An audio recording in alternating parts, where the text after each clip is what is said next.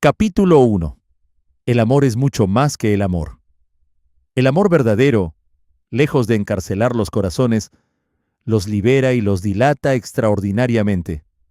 Y todavía más, los novios y los jóvenes casados experimentan una especie de estado de gracia, o por lo menos de apertura a la gracia. Esto es así, porque el amor de pareja puede acercarnos a la vida con Cristo, ya que Dios es amor. La experiencia del amor abarca muchos aspectos. Hay que descomponerla en sus elementos esenciales, que un poco arbitrariamente reduzco a 5: la felicidad, la mirada de amor, la comunicación, la incompletitud, la gratuidad. Al analizar cada uno de estos elementos de la experiencia amorosa, veremos cómo todos están orientados hacia el mundo de la gracia. La felicidad. El sentimiento de la felicidad es la primera experiencia de aquellos que han encontrado el amor. Una felicidad nueva, penetrante, embriagadora. Una felicidad desconocida hasta entonces. Es verdad que soy dichosa. Me duermo en la alegría, y me despierto y me vuelvo a dormir en la alegría. Ojalá alcance la plenitud de la alegría, para poder ofrecerla a aquel a quien amo siempre, más y más. Estas palabras de la joven Violén podrían atribuirse a todos aquellos que han descubierto el amor. Y escuchamos a los enamorados hablar de salvación. Sí, comprenden de repente que estaban hechos para la felicidad, y que la felicidad acaba de serles concedida. Se sienten liberados de la tristeza, del mal, es decir, salvados. Salvados del absurdo, de una existencia desprovista de significado. A partir de ese momento descubren que su vocación es el amor. Otra felicidad Dios, sin duda, querría que cada ser humano en el transcurso de su evolución pudiera experimentar la felicidad, porque tiene un gran interés en que el hombre anhele la felicidad, y no solo que la anhele, sino que, al haberla experimentado, la crea posible, y, por lo tanto, que la desee, que la persiga. Dios lo quiere, no solo porque creer en la felicidad contribuye decisivamente a la salud del cuerpo y del alma, perderla es casi como morir, sino, sobre todo, porque esa felicidad orienta al hombre hacia Él. Puede suceder que, cuando un no creyente encuentre la felicidad en el amor, comience a comprender el sentido de la palabra paraíso, una palabra que antes le provocaba una sonrisa. En adelante, el paraíso, lugar de la felicidad, quizás ha dejado de ser para él algo más que un mito. Y ese primer paraíso del que hablan los cristianos, y ese paraíso definitivo al que aspiran, comienza a presentarse ante sus ojos como algo de cierto modo posible. Y en este caso, qué importante es que la moral cristiana no se presente bajo los rasgos de la moral de la obligación o del deber, tan defendidamente por Kant, y que tantos cristianos han adoptado más o menos conscientemente. No deberíamos olvidar que la gran predicación de Cristo comenzó con estas palabras: dichosos los pobres, dichosos los pacíficos, dichosos los limpios de corazón. Sé muy bien que podemos leer sabios comentarios sobre las bienaventuranzas que inciden en todos los detalles del texto, sin olvidar ningún matiz, pero que, como por casualidad, omiten la palabra dichosos. Y sin embargo, cuando el Señor habla de salvación, emplea siempre las imágenes dichosas del banquete, de la fiesta, de las bodas, y cuando se dirige a los suyos durante la última cena, ¿qué les recomienda? Su testamento no es otro que la alegría, la plenitud de su alegría, que ciertamente pueden perder, pero que nadie tiene el poder de arrebatarles. En una palabra, la vida de Dios es felicidad y del mismo modo, la vida eterna que Él propone al hombre es felicidad, y la vida cristiana sobre la tierra es ya un avance de esa felicidad. Pero, ¿cómo podría comprometerse con esta religión de la felicidad aquel que no ha experimentado la felicidad? El privilegio del amor conyugal es el de haber hecho surgir esta aspiración, que para muchas personas, antes del encuentro con el amor, no es más que un tizón bajo las cenizas, y que gracias a él les hace ponerse en camino hacia la felicidad que viene de Dios. Pero qué frágil es esta experiencia de la felicidad, para muchos totalmente efímera. Son pocos a los que se podría aplicar la definición de matrimonio que proponía el arzobispo ortodoxo Inocente Borisov, lo que queda en la tierra del paraíso. No obstante, e incluso aunque su duración fuera breve, esta experiencia de la felicidad es capital. Frágil y efímera, no son sinónimos de engañosa. Muchas razones explican su precariedad. Unos confunden la felicidad con el placer y al perseguirlo, pierden la felicidad que habían descubierto. Otros intentan apoderarse de esa felicidad con avidez y avaricia, ignorando que solo aquellos que tienen una actitud de admiración y de ofrenda son los que la reciben. Otros buscan en ella un absoluto. Destruyen así no solo la felicidad, sino también al ser amado, exigiéndole lo que ellos mismos son incapaces de ofrecer. Estos errores son graves, sobre todo para los que dudan de esa experiencia, que ironizan sobre ella o simplemente se imaginan haber sido víctimas de una ilusión. Perder la fe en la felicidad es a menudo arriesgarse a no encontrar o a no mantener la fe en Dios. Por suerte, existen personas para las que esta experiencia constituye la mayor experiencia de la vida. Sin duda, con el paso de los años, perderá su vivacidad y su frescura iniciales, pero lo hará en favor de una lucidez, de una profundidad, de una solidez, que el amor en su primavera no podía conocer. Esas personas saben que no han recibido en herencia una felicidad absoluta, sino que han aprendido a ver, en la felicidad que nace de su amor, la promesa de otra felicidad, que juntos persiguen porque ya la han saboreado. La mirada de amor. La experiencia de la felicidad sobre la cual acabamos de reflexionar pone de relieve una enseñanza de importancia capital. La felicidad surge del amor. Felicidad y amor están íntimamente relacionados.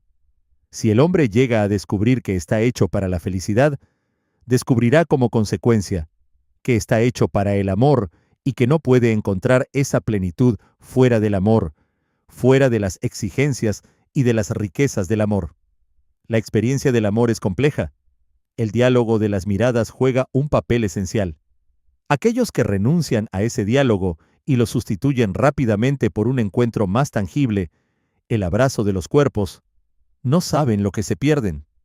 Descubrirse de repente en la mirada de otro, como en un espejo donde uno se ve visto, según la expresión de Lanza del Basto, y descubrirse en ella, digno de ser amado, no es algo trivial.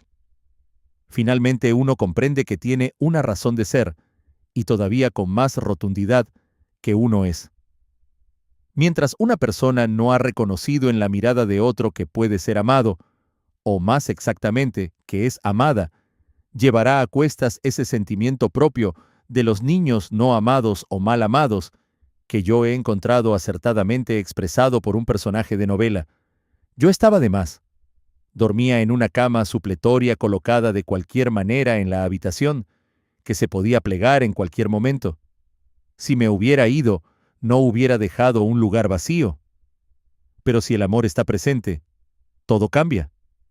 Uno percibe que tiene un valor, que ocupa un lugar en el mundo, puesto que otra persona nos necesita. Me necesita para ser feliz, se repite uno a sí mismo con exaltación y alegría.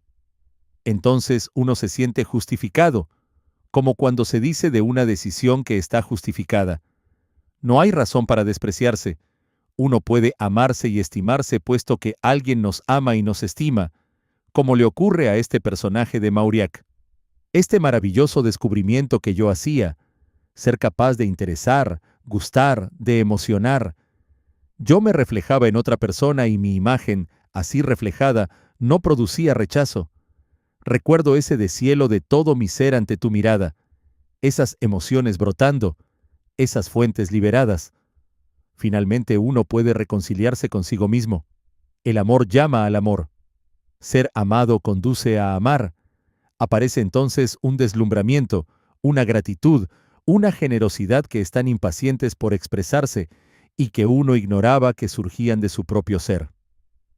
No es extraño que, ante ese bello rostro tuyo, y sin que yo supiera cómo, algo en mi interior, antes tan triste, confuso y amargo, se pusiera a cantar. toda una parte de mí que yo no sabía que existía, porque estaba siempre en otras cosas y no pensaba en ella. Ah, Dios mío, claro que existe y vive intensamente.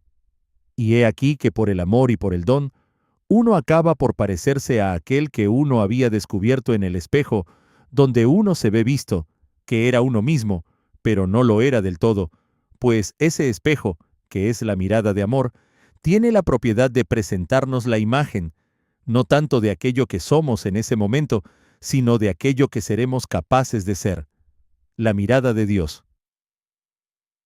¿Cómo podría esta experiencia del amor no tener un alcance espiritual? Si se la vive con lealtad, puede hacer que, incluso aquellos que no tienen fe, o que no tienen más que una fe incoativa, inicial, puedan presentir que el amor es algo más que el amor, que la fuente del amor quizá está situada más allá del corazón del hombre. Si la felicidad es al amor lo que la luz es a la llama, aquel que por la felicidad humana llega a sospechar la existencia de otra felicidad, podría también llegar a deducir que a esa otra felicidad corresponde también otro amor, y que él está hecho para ese otro amor y para esa otra felicidad. Si encuentra en su camino una mano amiga que le conduzca a Cristo, y si siente fija en él esa mirada del Señor a menudo evocada en los Evangelios, él le miró y le amó, entonces descubrirá que su vida está llena de sentido, puesto que es valioso para alguien. El espejo, donde uno se ve visto, es exactamente la mirada de Dios. ¿Cómo podría no amarse a sí mismo aquel que se descubre precioso a los ojos de Dios? Tan precioso que Dios no ha escatimado su precio. He derramado tal gota de sangre por ti. Cuando Pascal comprendió esto, se conmovió hasta el fondo de su corazón. Mucho antes que él, San Pablo había dicho ya, Él me ha amado y se ha entregado por mí. Descubrirse amado es a la vez estimulante y terrible. Si uno cede a la llamada del amor, deja de pertenecerse. Eso es la fe, ese sí dicho a Dios. Llegarán días quizás en que uno se reprochará ese gesto imprudente, pero será demasiado tarde y además uno se felicitará por ese demasiado tarde. Eso es lo que en términos inolvidables expresa Jeremías. La última razón de ser del amor entre el hombre y la mujer es pues la de evocar otro amor y encaminarlos hacia él. Lo que ya es verdad en todo matrimonio, lo es todavía más en la unión de los cristianos casados que la Iglesia define como sacramento, una realidad humana, que no solo simboliza una realidad divina, sino que además conduce a ella. Ocurre que ese amor, al que los esposos son conducidos gracias a su amor, bajo un impulso de acción y reacción, acaba por transformar radicalmente su unión. Se amarán, a partir de entonces, con un amor que es una prolongación del amor de Dios. Que abran la primera epístola de San Juan y se encontrarán con la alegría de ver que su amor mutuo y el amor de Dios es todo uno. Y nosotros hemos conocido el amor que Dios nos tiene y hemos creído en él. Dios es amor, y quien permanece en el amor permanece en Dios y Dios en él. Si nos amamos unos a otros, Dios permanece en nosotros y su amor ha llegado en nosotros a su plenitud. En pocas palabras, el amor verdadero nos conduce a una especie de estado de gracia que se puede concretar en 5 elementos esenciales. En este capítulo veremos los 2 primeros. 1.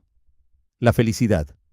Nos sentimos liberados de la tristeza, salvados por nuestra pareja, de un modo que da sentido y alegría a nuestra vida. Esto es lo que Dios quiere para nosotros, que seamos felices, porque la felicidad nos acerca a Él. 2.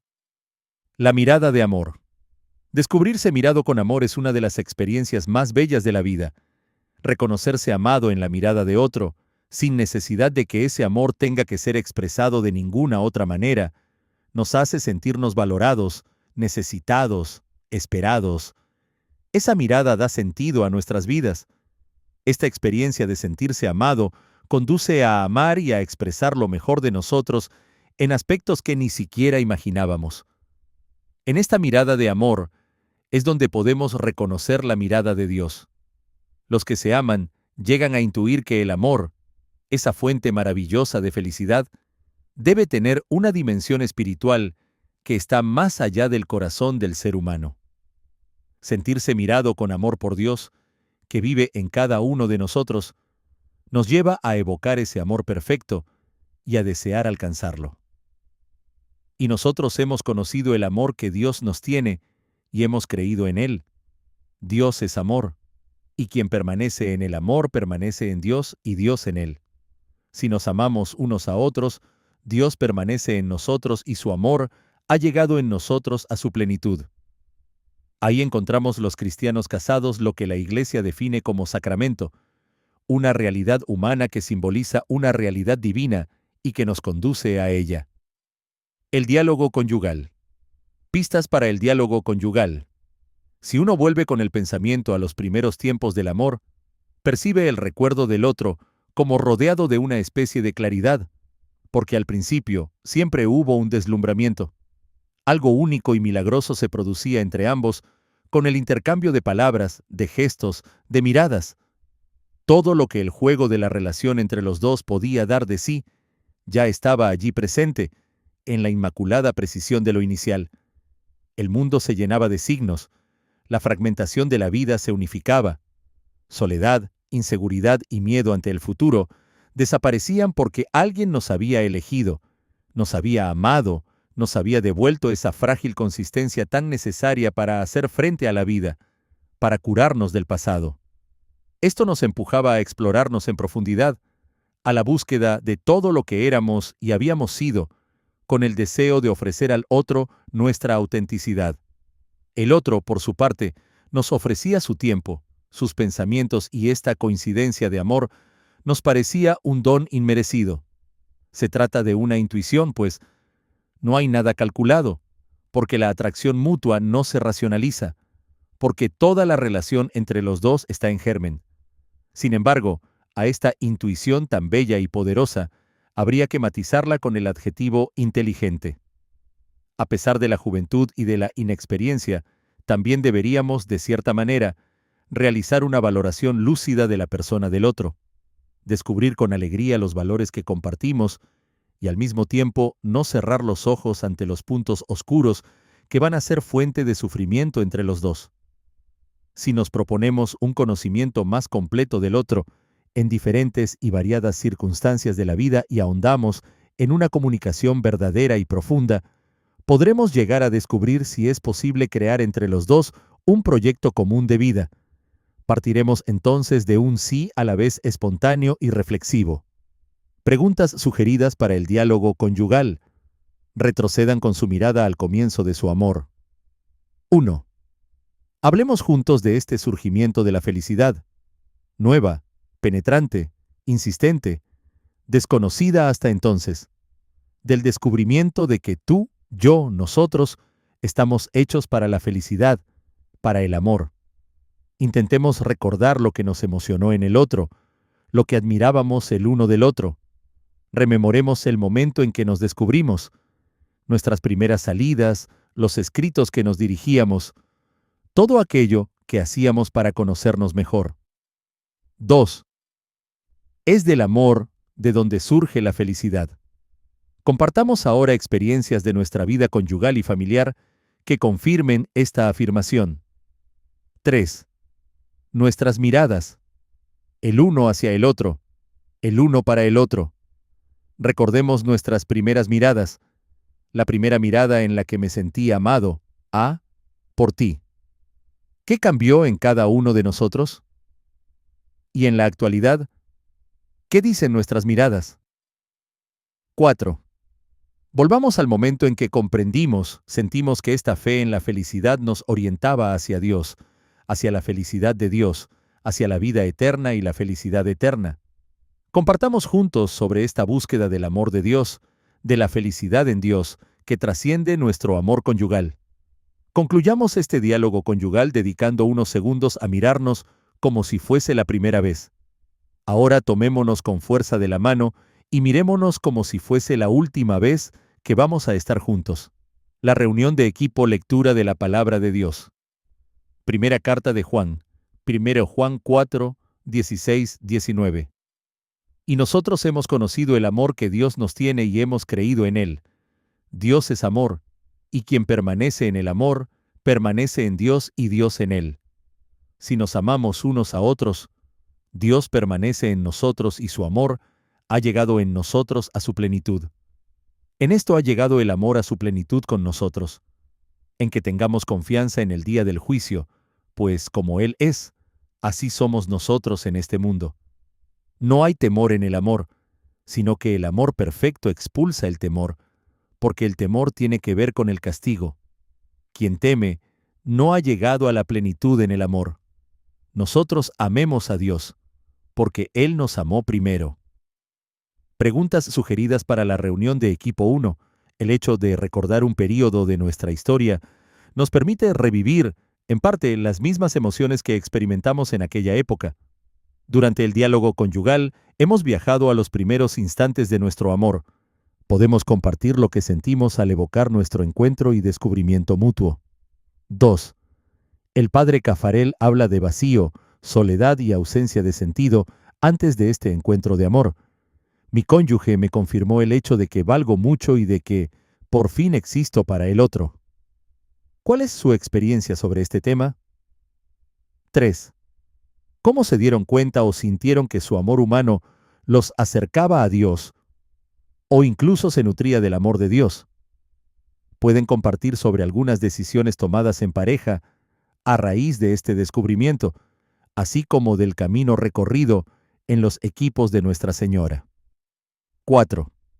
El amor conyugal es una segunda oportunidad de sanación en nuestra vida, sanación de heridas pasadas. ¿Qué les inspira esta reflexión?